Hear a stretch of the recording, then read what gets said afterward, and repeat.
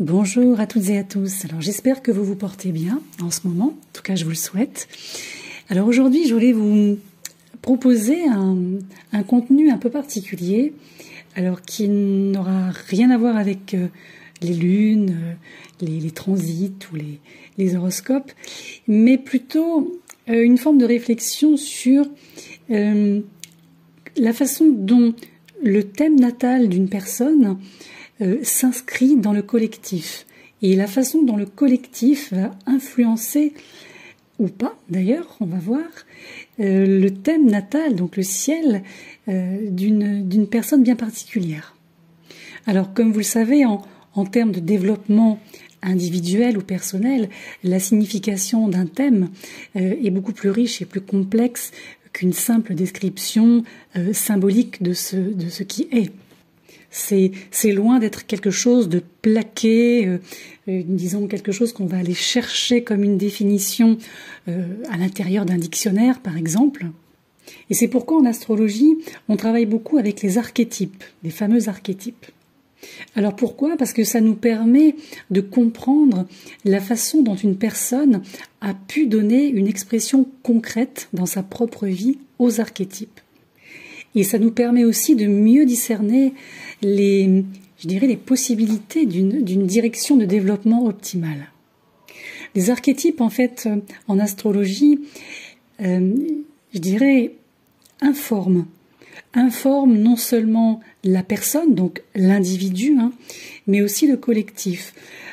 Comment ? En fait, c'est en acquérant une compréhension plus profonde de la situation historique ou socio-historique réelle par rapport aux archétypes. Et c'est aussi de cette façon que nous pouvons voir, ou en tout cas commencer à voir, la façon aussi dont le développement évolutif collectif est appelé à se développer pour le meilleur ou pour le pire. Donc on n'est pas sur un processus automatique qui va se dérouler de lui-même. On est, autant sur l'évolution collective que l'évolution individuelle, personnelle. Tout ça, ça implique la conscience humaine et le choix humain. Et il est vrai que ça n'a jamais été aussi vrai qu'au moment de la découverte des planètes dites transsaturniennes, donc transpersonnelles, où là, en fait, les êtres humains ne peuvent plus véritablement choisir de laisser les choses au destin, à la nature, aux dieux aussi, quand on repense à des civilisations passées. Et d'une certaine façon, ce sont un peu comme des instructions cosmiques, ces énergies portées par les transsaturniennes. Donc de notre époque, je vais un peu parler de notre époque, mais des époques précédentes qui doivent être activement engagées par chacun d'entre nous en relation intersubjective, à la fois sociale et culturelle, avec l'autre avec un A majuscule. Et c'est vrai que on discerne les éléments du processus à travers une certaine articulation des structures archétypales qui correspondent, comme je vous le disais, aux planètes transsaturniennes telles qu'elles sont manifestées dans l'histoire récente. Et ça coïncide avec leur découverte. Donc si ça vous intéresse, je vous engage à poursuivre l'écoute et je vais vous en parler un peu plus en détail. Le premier point que l'on peut relever, c'est que chacune des planètes dites transpersonnelles ou transsaturniennes a été découverte au cours d'un siècle bien particulier. Alors Uranus, on va prendre Neptune et on va prendre Pluton. Uranus a été découverte au XVIIIe siècle, en 1781. Neptune au XIXe siècle, en 1846. Et Pluton au XXe siècle, en 1930. Donc on va partir du principe que on parle du XVIIIe siècle comme un siècle uranien, le XIXe siècle comme un siècle neptunien et le XXe siècle comme un siècle plutonien. Le XVIIIe siècle est un siècle plus intellectuel et plus abstrait que le XIXe, qui lui a des couleurs beaucoup plus romantiques et beaucoup plus émotionnelles.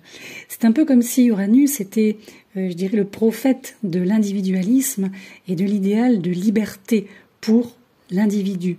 Tandis que Neptune est venu plutôt révéler une tendance à se laisser emporter par des mouvements collectifs qui ont dissous un peu quand même l'individu. Il y a aussi cette forme d'amour pour les utopies, créativité très, très particulière qui offre une forme de rédemption au final. On pense notamment aux romantiques, au courant romantique en littérature par exemple. Alors justement, le romantisme de Neptune peut être considéré comme équilibrant ou venant équilibrer le rationalisme d'Uranus. Pourquoi ? Parce qu'il valorise l'imagination et les sentiments plutôt que l'abstraction un peu froide. D'une certaine façon, j'ai envie de dire que Uranus est venu objectiver et abstraire aussi la réalité, tandis que Neptune, lui, est venu appeler à une sorte d'acte de foi. Uranus, on peut dire que c'est une énergie qui cherche la vérité en s'éloignant d'une forme de réalité, tandis que Neptune se dissout, se fond dans la réalité et il la connaît, cette réalité, mais de l'intérieur. C'est davantage une expérience plus directe, je dirais, de participation mystique. Au XVIIIe siècle, en fait, on a pensé qu'il était possible de connaître la réalité par le biais de l'abstrait, par quelque chose d'abstrait en la codifiant. Mais ensuite, on a réalisé que c'était un peu plus compliqué que ça.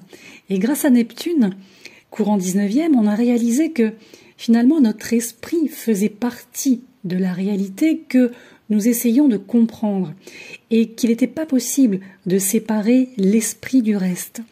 Donc, quelque part, la foi neptunienne est venue équilibrer la vision abstraite d'Uranus. Au moment où Pluton a été découverte, en fait, nous étions à un stade plus avancé en termes de développement technologique, mais toujours motivé quand même par des énergies émotionnelles un peu irrationnelles et beaucoup d'hypothèses aussi sur la réalité. Et les premières manifestations de Pluton ont été extrêmement destructrices. On a par exemple l'énergie nucléaire, le fascisme, c'est-à-dire le pouvoir des entreprises, des élites, en sont les deux exemples évidents, et l'effondrement économique aussi. Pluton, comme vous le savez, représente la conscience de masse à un niveau instinctif, motivé par le désir de contrôle, de pouvoir. Donc ça a donné naissance à une culture de masse qui est à exploiter et qui exploite toujours nos pulsions, nos instincts et nos peurs. Donc tout ce qui est très inférieur, en fait, des vibrations très basses, tout en les réprimant, ce qui a provoqué beaucoup de névrose, même sociale, et toute forme de distorsion. Et ce qui est intéressant de voir, c'est que, en même temps, la philosophie du matérialisme, à ce moment-là, a conduit au développement du scientisme et du positivisme, mais qui viennent nier les réalités transcendantes en se concentrant sur le raisonnement empirique et de fait réducteur aussi. Comme on dit souvent en astrologie, il est important de travailler avec l'énergie de la planète qui est présente ou qui se présente. Et c'est vrai que au XXe siècle, il était important d'intégrer les approches d'Uranus et de Neptune avec Pluton. Mais comme Pluton est une énergie extrêmement complexe, c'est vrai qu'il faut du temps pour comprendre la signification de ces énergies. Qu'est-ce qu'on en fait? Comment travailler consciemment avec celle-ci? Comme on le sait, avec Pluton, il y a cette tendance à toucher le fond. Pluton vient symboliser une crise absolue, concrète, mais aussi fondatrice. Et comme vous le savez probablement, c'est que chacune de ces planètes, je dirais, recèle des expressions supérieures et des expressions inférieures. C'est-à-dire que elles peuvent s'exprimer soit dans le bon sens, pour faire clair et rapide, ou dans un sens un peu plus biaisé. De sorte que la façon dont, je dirais, ces énergies vont se manifester est extrêmement complexe également. L'expérience uranienne penche plutôt vers l'individu, tandis que Neptune penche vers un collectif, vers le collectif. Et les deux sont venus, je dirais, transformer l'individu et la société. Mais la façon dont cette transformation se produit dépend évidemment de la façon dont nous nous y engageons, et elle reste souvent, je dirais, cette transformation, en tout cas jusqu'à maintenant, au niveau de l'esprit, au niveau de la culture. Pourquoi je dis ça? Parce qu'en fait, quand on prend Uranus, Uranus est la planète, donc l'énergie, qui suit Saturne, donc qui est en association avec Saturne. Et c'est vrai que quand on prend les périodes où on retrouve cette association urano-saturnienne, en fait, on voit des changements concrets, des changements réels qui sont en lien avec justement le côté mental, le côté culturel, tout ce qui est très significatif du développement, mais en fait qui a eu tendance à quelque part amplifier, je dirais, la raison technico-instrumentale. Et ça, en fait, ça colle pile à la période où l'on a vu la croissance du capitalisme industriel au cours du XIXe siècle. C'est au XIXe siècle également que l'on trouve une rupture, donc un véritable schisme entre justement Neptune et d'un côté et Uranus-Saturne de l'autre, lorsque les valeurs humanistes et religieuses sont venues en fait s'opposer à la science matérialiste et au progrès technologique. Donc cette scission entre religion d'une part et science d'autre part, ou si vous préférez croyance et non-croyance ou incroyance, en fait venait mettre en exergue le fait que soit on croyait à la science et au progrès, donc à un potentiel futur, soit on croyait en la religion et à des formes aussi de superstition, donc qui ramenaient dans un certain passé. Et à la fin du XIXe siècle, la plupart des gens avaient donné leur propre pouvoir à des forces et à des systèmes qui les dépassaient. Alors, autant bien avant dans l'histoire, on parlait de s'en remettre à Dieu, de s'en remettre à l'Église ou à des forces que l'on ne connaît pas, vous voyez, ce genre de choses. Et là, à ce moment-là, on passe à des forces matérielles, pures et dures, l'économie, les forces du marché et la technologie. Alors du coup, on peut se poser la question, est-ce que la vision uranienne qui avait pour but de transformer les anciennes structures de la société, ne s'est pas finalement enracinée dans des peurs matérielles, des peurs pratiques, en fait le pragmatisme tout simplement. Ce qui fait qu'en fait on s'est retrouvé avec vraiment une sorte de séparation entre la vision romantique du monde de Neptune et la vision scientifique du monde d'Uranus, je vais le dire comme ça. Mais il est vrai que ni l'un ni l'autre ne peut fonctionner tout seul. On peut penser qu'ils ont quand même besoin l'un de l'autre pour vraiment donner le meilleur d'eux-mêmes. Avant la découverte de Neptune, le romantisme était un peu plus uranien quand même et croyait en la bonté de l'homme, en la bonté de la nature, au progrès humain. Mais c'est vrai que c'est quelque chose qui a dû être contesté parce que c'était un peu trop naïf finalement. Et c'est là où Neptune a révélé qu'il n'y avait pas de base solide sur laquelle se tenir, aucun moyen de vraiment savoir ce qu'était la réalité objective, parce que tout était relatif et pouvait être vu, pensé, envisagé sous des perspectives multiples en réalité. Et c'est ça qui a conduit en fait à l'arrivée de la dimension plutonienne. Et c'est là où commence à se manifester justement ce siècle très plutonien qui était le XXe siècle, où en fait notre emprise sur la réalité, sur notre réalité, a commencé à devenir de plus en plus mince. Et c'est là où on a été envahi par notre propre imagination, notre propre conception, nos propres projections. Et tout ce que finalement nous tenions auparavant pour acquis a été lentement mais sûrement déconstruit par Pluton. Et il est vrai, on ne va pas dire le contraire, que l'archétype plutonien se manifeste encore un peu sous sa forme la plus sombre, totalement déséquilibré, avec une volonté de puissance pour compenser la perte de certitude partout ailleurs. En fait, il n'y a pas de base, il n'y a plus de base solide sur laquelle m'appuyer, donc je ne peux qu'affirmer ma propre volonté, en réalité. Parce que si l'on remonte à l'époque des Lumières, finalement, les vrais objectifs des Lumières, c'était quoi? C'était justice, vérité, participation démocratique. Donc, tout ça, en fait, appelait au développement continue de l'autonomie rationnelle, critique, individuelle.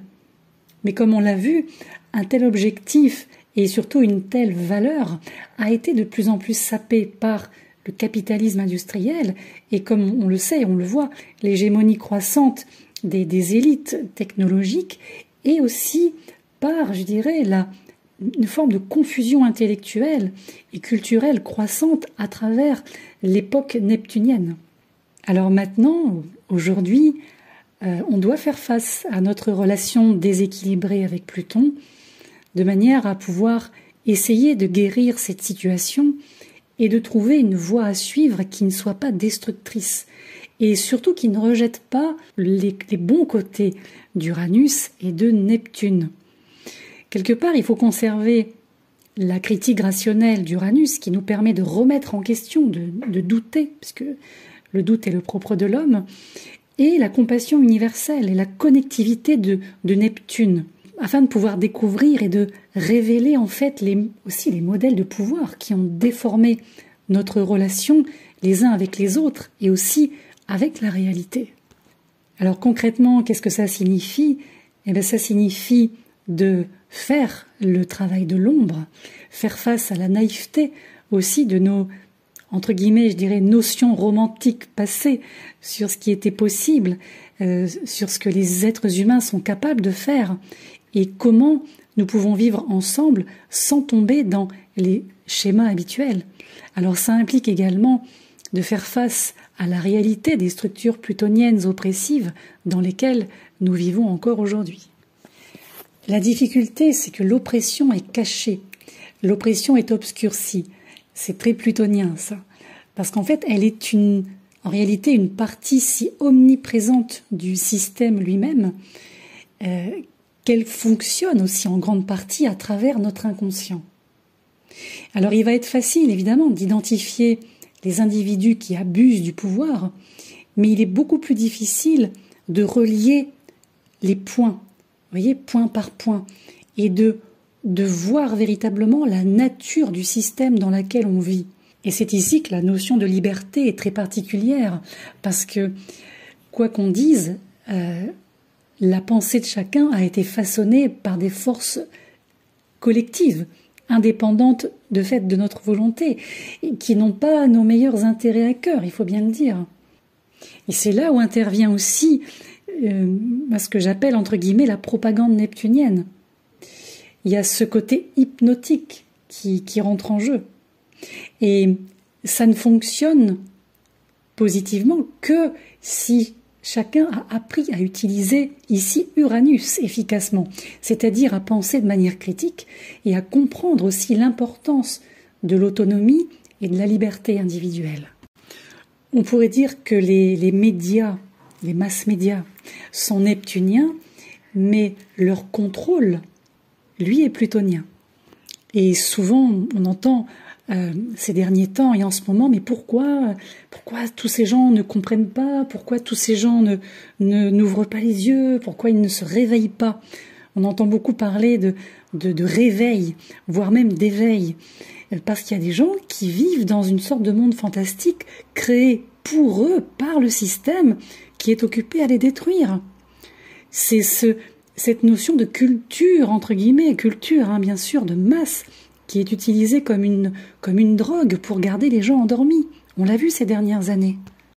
Et c'est pourquoi ce qui est important pour contrer tout cela, on a besoin que les gens se réveillent et commencent ou recommencent à penser par eux-mêmes.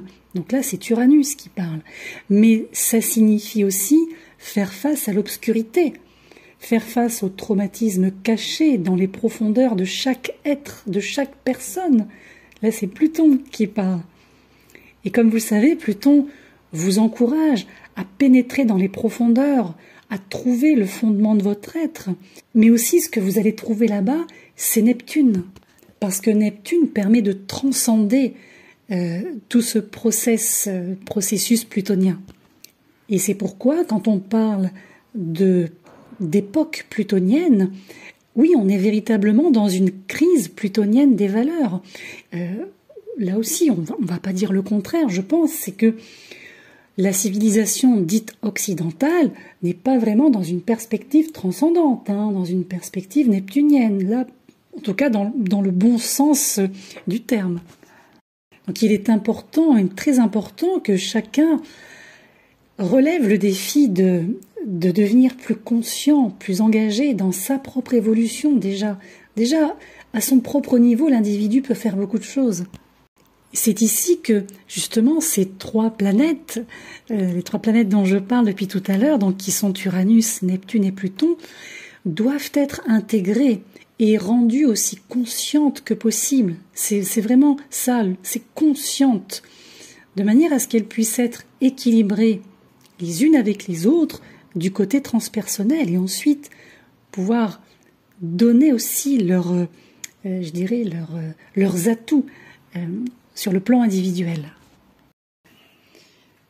Alors pour conclure, parce que je ne voudrais pas faire trop long non plus, oui, on peut dire que l'ancien monde est en train de se refermer, oui. On a quand même une vision du monde matérialiste et réductionniste qui est en train de prendre l'eau, littéralement. Alors là, au moment où je vous parle, nous sommes en juin 2024, nous vivons pour quelques mois encore les derniers instants du transit de Pluton en Capricorne. Alors si ça vous intéresse, j'ai également fait un podcast sur les effets, si vous voulez, des transits de Pluton en fin de signe. Et on constate effectivement qu'à chaque fois que Pluton transite les tout derniers degrés d'un signe, il y a énormément de bouleversements qui se présentent et se mettent en place. Donc on peut considérer que l'ensemble du système tel que nous le connaissons sera renversé et transformé au cours des 10 prochaines années et bien au-delà, évidemment, bien au-delà. Nous serons même plus de ce monde, nous aujourd'hui qui sommes ici. Alors évidemment, cette période ne se traduira pas automatiquement que par des bonnes choses. Non, nous n'allons pas rentrer dans un monde paradisiaque. Tout va dépendre de la façon dont l'humanité va surmonter tous ces divers problèmes et va cesser de se jeter des pierres mutuellement tout le temps. Donc cette capacité à s'adapter, cette capacité de résilience, et ça signifie que chaque individu va devoir changer, va devoir évoluer. Donc les énergies vues par la lorgnette de l'astrologie, oui, les énergies vont encourager tout le monde sur cette nouvelle voie, mais beaucoup vont résister, évidemment. Donc votre expérience à vous au cours des prochaines années va dépendre de votre capacité à travailler avec ces énergies à un niveau conscient. Ça, je le répète, c'est conscient dans votre propre vie. Voilà pour ce podcast un petit peu à part. Mais c'est vrai que j'avais envie de partager ça avec vous, avec toutes les notes que je prends depuis des années. Voilà, j'avais envie que ça fasse partie du tout, du contenu de la chaîne. Voilà, donc si vous avez écouté jusqu'au bout, écoutez, en tout cas merci. Peut-être que ma voix vous aura permis aussi de trouver le sommeil, je ne sais pas. Mais en tout cas, voilà, moi je vous souhaite le meilleur en tout cas. Je vous souhaite une bonne journée, une bonne semaine, et puis je vous retrouve très bientôt pour probablement la prochaine pleine lune. Voilà, je vous embrasse, à bientôt.